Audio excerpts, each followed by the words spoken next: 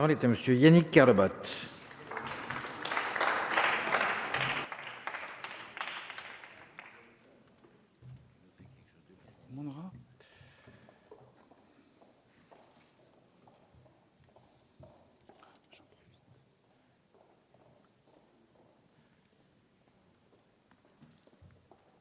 Monsieur le Président, Monsieur le Ministre, Mesdames et Messieurs les rapporteurs, chers collègues, en préambule et en qualité de responsable pour avis, permettez-moi, Monsieur le Ministre, de saluer chaleureusement ma collègue, responsable pour avis de la mission Médias, Livres et Industries culturelles, absente ce soir, Aurore Berger.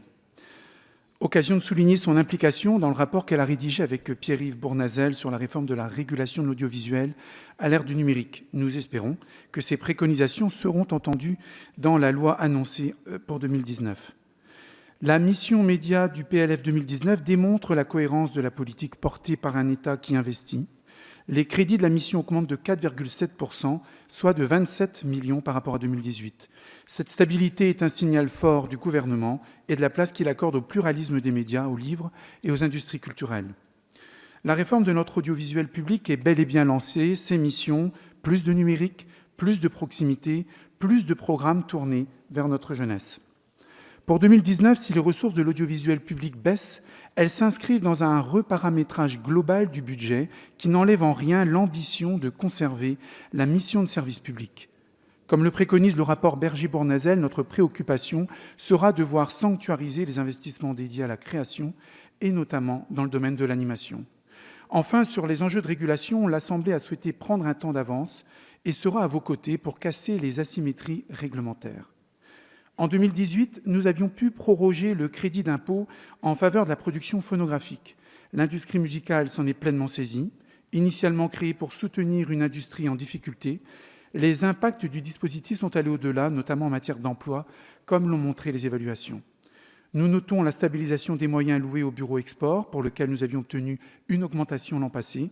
La reconduction cette année à hauteur de 2,7 millions d'euros nous réjouit. Concernant la politique menée en faveur du livre et de la lecture, le plan bibliothèque voit ses premiers fruits. 2 millions d'euros supplémentaires ont été mobilisés en 2019 pour encourager cette dynamique. Dès 2018, 265 bibliothèques se sont mobilisées pour ouvrir plus et mieux.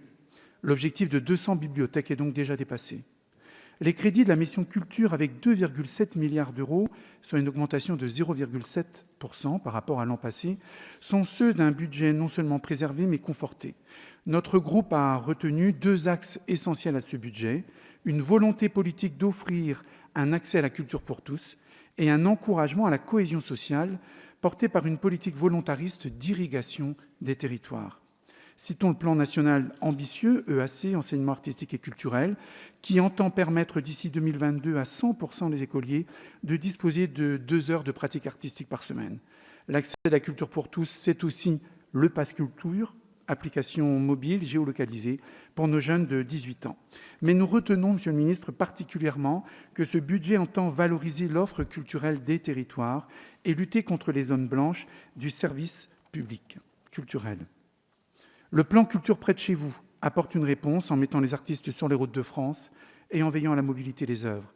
Pas moins de 86 territoires culturels prioritaires ont été retenus, comme la Martinique, les Vosges, le Loiret. Ils vont ainsi bénéficier de l'opération Catalogue des désirs, qui reste l'un des meilleurs exemples de cette volonté de déconcentration. Veiller à ce que des œuvres importantes des collections des musées nationaux circulent dans l'ensemble des musées territoriaux et hors les murs. Notre groupe vous apporte tout son soutien dans votre volonté réaffirmée de voir la culture irriguer encore et toujours les territoires. Une certaine chronique dans un journal du week-end dernier faisait écho de 2 études publiées sur la musique et le livre par le sociologue Olivier Donat. En spécialiste des pratiques culturelles, et selon cet article, il démontre que les milliards investis par l'État pour construire musées, opéras, théâtres, salles de spectacle ou bibliothèques n'ont servi qu'à 1 Français sur 2, aisé, diplômé, parisien, issu du milieu cultivé. Comptez sur notre soutien pour démentir ce constat dans les prochaines années. Le plan Culture pour tous va dans le bon sens. Permettez-moi, Monsieur le Ministre, de vous citer un exemple concret, bénéficiant d'un financement croisé des collectivités, dont votre ministère, et de mécènes dans ma circonscription, dans le territoire de la communauté de communes du Creys-Breiz, de Rostrenin, en Centre-Bretagne, 27 habitants par kilomètre carré.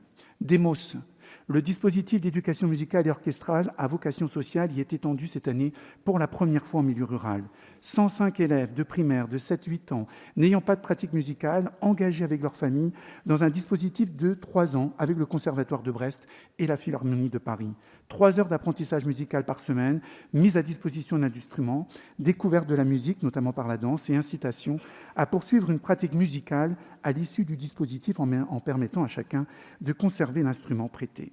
Pour conclure, j'attire votre attention sur l'action numéro 9 du programme 216 intitulé « Langue française et langue de France » qui comprend notamment le patrimoine linguistique ultramarin et les langues régionales de l'Hexagone.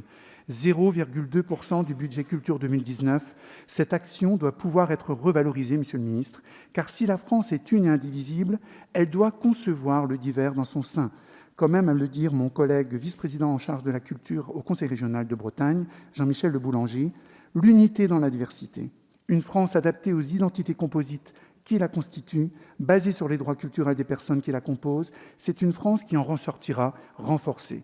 Dioron Mariezu Randvroel, en outre ministre. Pour conclure, notre groupe votera l'ensemble des crédits afférents aux missions évoquées. Je vous remercie. Merci, mon cher collègue. Prochaine séance ce soir à 21h30, suite de la seconde partie du projet de loi de finances pour 2019, suite de l'examen des crédits de la mission Culture et Médias, Livres et Industries culturelles. La séance est levée.